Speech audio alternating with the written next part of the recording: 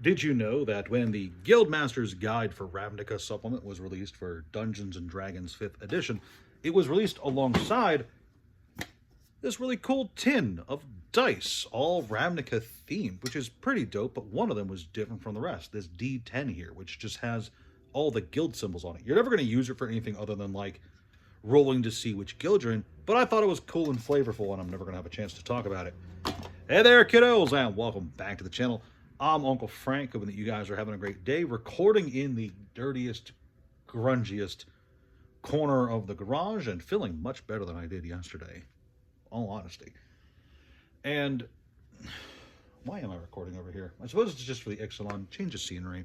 This is kind of the corner of the garage where I just kind of throw all the stuff that I'm too lazy to put away anywhere else. I really procrastinate with this, which is unfortunate because at some point, all this crap has to go somewhere else, probably over there with the other bookshelf. At some point, all this stuff has to move because I have to put a whole new shelving unit over here.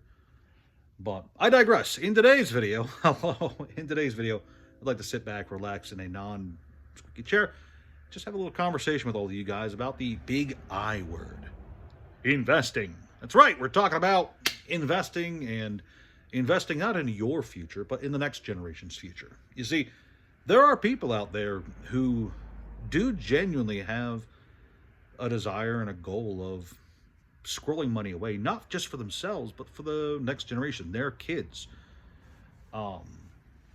And a lot of them are curious about what they could be loading up on now to prep for when their kids are adults, and their kids might be, looking for physical items, physical collectibles to buy, sell, trade, because everybody does grow up eventually, and when they grow up, they tend to want the moolah, the money. Everybody wants some money. Hang on, what was the cartoon joke? We have to have more money. It was worded like that. I forget. That was from a Christmas movie, right?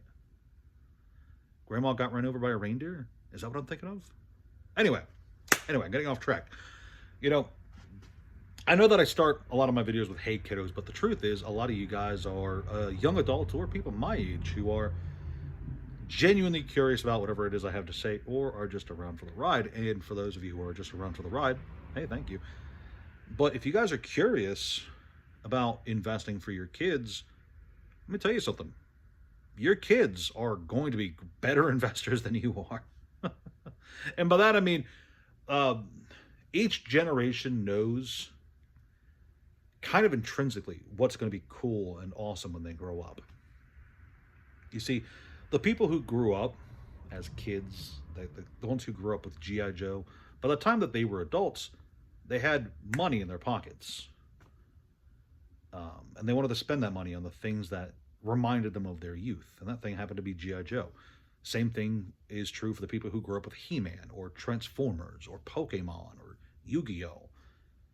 There's a reason that a lot of the stuff from your childhood, if you are 25 to 30 years old, I almost promise that a lot of the stuff that you liked as a child has quite a price tag on the secondary market. Now, stipulation, of course, not everything is made equal. Not every He-Man is made equal. The stuff that you were playing with, destroying, and smashing together with your other action figures, obviously those don't appreciate as well as the stuff that was squirreled away and kept in decent condition. You didn't piss on it, you didn't scratch it or dent the packaging or anything. The Legend of Zelda, for instance, is a beloved game for the NES. Everyone loves it. I think it's one of the better games in the system, and people do want it. People want to play it and have it in their personal collection, but the average cartridge for The Legend of Zelda is loose, has some scratches on it, has definitely seen play, but there are a handful of pristine copies out there, sealed, never touched, look absolutely beautiful, and those are worth a pretty penny. Same is true of any collectible. And in the future, in not your future, but in your kids' future, 20 years down the road, there's a very real chance that the cool things that they grew up with are going to be the cool things that they want to spend their adult money on, and you can give them a leg up now by being smart and squirreling just a bit of what they like away now. And there's some generic stuff. You can always have a good idea of what probably might appreciate well in the future. A lot of people in the 90s were talking about, well, motorcycle right behind A lot of people in the late 90s thought Beanie Babies were going to be the next best thing ever. Um, but those weren't, or Labubus. A lot of people now are talking about Labubus. But a cool way to tell whether or not something will be something that your kids want in the future is whether or not your kids are the people going after it now. In the 90s, yeah, there were kids who wanted Beanie Babies, but they wanted Beanie Babies because they were stuffed animals. They didn't care about the Beanie Baby brand. They cared that there was a stuffed animal that they wanted. It was a cute monkey or something, an elephant, a snake, a lion, a crab. The kids who want the boo-boos, they don't care about the Labubu. Do kids want Labubus? Does anybody want Labubus anymore? I thought it was dead. But the kids who want Labubus, who wanted Labubus, they didn't want it because it was a Labubu brand. It was rare and thing. They wanted it because it was a creepy little stuffed animal. Okay, but the things your kids like for what it is are probably things that your kids are going to like down the road. The kids who like Hot Wheels or Matchbox cars today are probably going to grow up, and maybe they're not going to be, they're not going to grow up to be the Matchbox Collector 5000, the guy with a whole YouTube channel dedicated to the rarest Matchbox cars and breaking down every year of release and what month they all came out and what different dyes they used for the toys. But if your kid grew up liking Matchbox or Hot Wheels, there's a decent chance that when they're 25, 30, they're going to want some of those old die-cast metal cars from when they were kids. Same is true of, like, Legos. There's a very, very real chance that if your kid liked playing with plastic building blocks as a kid, toddler to 10, there's a very decent chance that when they're 25 and they have some spare pocket change, they're going to want some Lego stuff.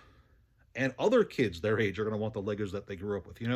When I was very young, there was a Lego set called Rock Raiders. I wasn't into every Lego set. I wasn't into the Star Wars Legos or the pirate-themed Legos, the Jungle Adventure Legos, or Lego City. I definitely did not like Lego City. But I fucking loved Rock Raiders. That set was cool as shit, dude. That whole line of them. Yeah, obviously everyone like Bionicles and such. But, like, Rock Raiders, man, I would fucking kill somebody for some, like, a re-release of the Rock Raiders sets. Because those things were banging. But that's just the kind of thing I'm talking about. Like, now I'm an adult, I have disposable income. Obviously, I'm not going out of my way to buy any of the Rock Raiders sets, so those things are expensive, and I don't have a whole lot of disposable income. But your kids might. They might want those Legos, and you can give them a leg up now. That's where I'm really going with this video. You can give your kids a leg up, a head start on maybe their own personal collection, or maybe a personal investment that they can carry into adulthood of things that they liked when they were kids. When you take your kids out shopping, there's a very real chance that they are going to go to the toy aisle and go, Daddy, I want this one, I want that one, I want blah, blah, blah, blah, blah. And you probably have a budget in mind for weekly expenses or monthly expenses for toys for your kids. And I'm not telling you to spend $1,000 and buy all the super big Legos. Go out and buy the Pokemon Legos and all that jazz. But I am saying that, if your kid's into Hot Wheels and you're at the store, you're at Walmart, and you pass by the big cardboard bin of Hot Wheels that they put out in every goddamn Walmart has like 3 of them. You pass by that bin and your kid's into Hot Wheels, dig in it and see if you can find one of the rare ones for that year. Because from what I understand, every year has like a small pile of rarer Hot Wheels that, like, you only get like 1 per carton or something like that. I confess I have not done a whole lot of Hot Wheel research. You guys can tell how seriously I care about that. But, see if you can't find it, sift through it, and if you do find one of the rare ones, throw that into a tote. If your kid likes Legos, I'm not telling you to buy the $40 Lego box and square that away, but even the cheaper poly bags from like 5-10 years ago, those they're not a bazillion dollars, obviously, but when 20 years come by and your kid goes through the tote you left for them, and if they loved Legos, keep in mind, I'm saying if they loved this stuff, not if they kind of play with it from time to time. No, if your kid loves Legos or loves Hot Wheels, squirreling some away from them for the future is something that they will genuinely thank you for. And the same goes true for the things that they're falling out of love with. Let me tell you something. I've talked about this before on the channel, but if you are super in love with something and then like you grow out of it, that is the signal to your parents that they should have stuffed that stuff away. You know, I grew out of Legos when I was a kid. I'm an adult now. I wish I had my kid Legos. I wish I had my Rock Raider set. But I was like, I don't want those anymore. My mom donated them. I was like, now I'm an adult. I'm like, oh, I wish I had my old Rock Raider set. I'm not going to buy a Rock Raider set, by the way. Those things are pricey for the like all of them. Not like crazy expensive, but expensive enough. But what I'm trying to say here is, you know, if you have a bit of extra pocket change and you're out with your kid buying stuff they want anyway, buy an extra thing or two, one of the cheaper ones. You know, buy one of the Legos that's going to expire this year because they retire them every year. There's a whole bunch that get put on the chopping block, never released again. If your kid is super duper into a Lego set, like if there's a box set that's like, you know, $20 or something, and you have an extra pile of cash and you are thinking about your kid's future, yeah, obviously, putting money in the bank, put money away in a personal savings account for them, let it appreciate in value until they're old enough to understand what money is. Obviously, I should say that first. That's great. I'm gonna have someone commenting below like, "Oh, Uncle Frank, you're giving terrible advice because you're forgetting about the cash CD you could set up for your kids." Great. I'm looking forward to that comment. But obviously, after you do the due diligence and set aside other financial investments for your kid's future, you know, college funds and all that jazz, they're going to appreciate it if you, you know, set aside $400 over the course of 3 years, just spending $5 here, $5 there, $20 maybe, you know, on filling a tote up with Legos, Hot Wheels, Barbie dolls. I don't know what's going to be popular in the future, okay? But I do understand, and I think you guys understand it too, that the things your kids like now are things that they are going to like when they're adults. Another loud motorcycle zipping by. It's a real rice burner. It's a real rice burner right there. You know, there are kids who grew up with, name a category of things that I've appreciated well, and it's probably something that some kid grew up and now has spendable money and that they want that. And maybe your kid who likes Legos will grow up and not like Legos. It's totally a possibility. They'll hit 25, you'll be like, hey, you loved Legos as a kid, here's your tote full of Legos. And they're going to go, I'm still not into Legos. It's totally a possibility. Same thing with Hot Wheels or anything, you know? And, you know, it kind of stings a bit. You spent that time and dedication to get something for your kid that you thought they might grow up to want. Totally possible. But guess what? If it was Lego, it's a popular brand, and there's a decent chance that someone in the future is going to want it. Same thing with Hot Wheels or any other thing that was really popular for a while. Flash in the pan popularity, not like Labubu or Beanie Baby popularity. Because, like, you know, Beanie Babies, the problem with Beanie Babies wasn't that it wasn't popular, it's that it was popular with the wrong people.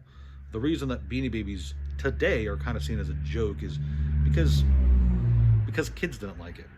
Yeah, kids liked Beanie Babies, but they didn't like it because it was Beanie Babies. They liked it because it was a stuffed animal. Same thing with Labubus. The kids who wanted Labubus wanted it because all the other kids were talking about these crazy stuffed animals, not because of the intrinsic nature of Labubu. Okay?